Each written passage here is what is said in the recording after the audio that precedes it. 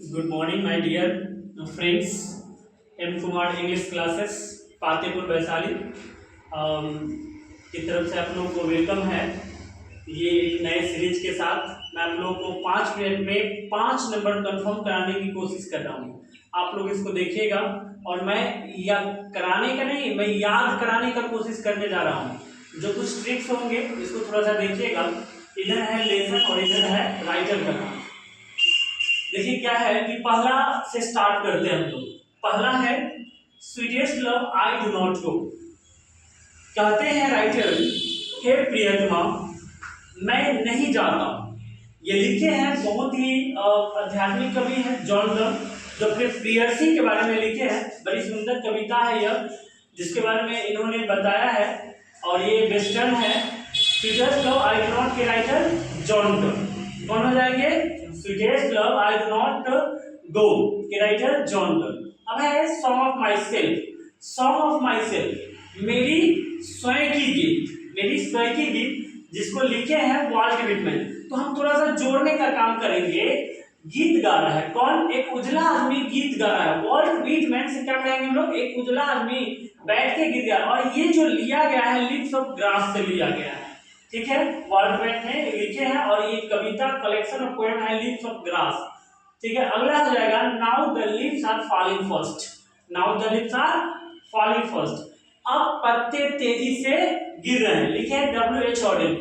ये जो कविता है ये जीवन की, इस इंसान की जो जीवन है उससे रिलेटेड है। यानी कि इंसान का जीवन दिन पर दिन कैसे खत्म होते जाता है। एक समय होता है कि बच्चा जन्म लेता है, धीरे धीरे कैसे गुजर जाता है। उसी तरह तो उन्होंने कंपेयर किया है राइटर W.H. ऑडेन ने कि now the leaves are falling first. अब पत्ते तेजी से गिर रहे हैं।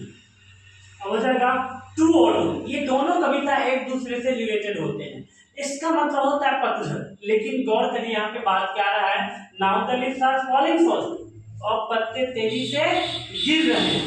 यहाँ है टू ऑटम का मतलब पतझड़। अब यहाँ पे क्या है कि जीवन जिस प्रकार तेजी से एक एक दिन कमते जा रही है, और यहाँ पे जॉन केट्स साहब ने ये बताए हैं कि अगर यहाँ पे ऑटम का मतलब होता है पतझड़, और पतझड़ में होता है क्या है कि एक बार जब पत्ते गिर जाते हैं तो फिर से नई कलियां उसमें निकल कर आती है। तो टू ऑटम के राइटर कौन? John Keats. टू ऑटम का writer John Keats. Now the leaves are के राइटर W.H. ऑडेन। चलिए नाउ अगेन एन एपिटाफ। ये एन एपिटाफ जो है वॉल्टर डिलामेयर के द्वारा लिखा गया है। एन एपिटाफ का हिंदी होता है शिलालेख। शिलालेख है या कहीं किसी कब्रगाह पे जो खोद के लिखा होता है उसके तथ्य को हम लोग एपिटाफ कहते हैं। तो ये जो है वॉल्टर डिलामेयर साहब उनकी बहुत ही खूबसूरत प्रेयसी की मृत्यु हो जाती है, जिसके बारे में वो रो रो कर बताते रहते हैं, ठीक है। The soldier. द सोल्जर है रूपर्ट ब्रूक के द्वारा लिखा गया है। द सोल्जर या इंग्लैंड के एक सैनिक है जिनको इनको जो है सेप्टिकेमिया नामक जो है कीड़ा काट लेता है, जिसके कारण इनकी मृत्यु हो जाती है। बहुत शॉर्ट दिन जीते, ये तकरीबन 26-28 साल के आसपास वो जीवित रहते हैं, लेकिन उतनी दिन में बहुत ही बड़ी महारत इन्होंने हासिल कर लेते हैं। अब है मैकबीटी द मिस्टिक। मैकबीटी बिल्ली का नाम है और द मिस्टिक, मिस्टिक का मतलब होता है रहस्यमयी, और रहस्यमयी बिल्ली। तो ये किसके द्वारा लिखा गया है?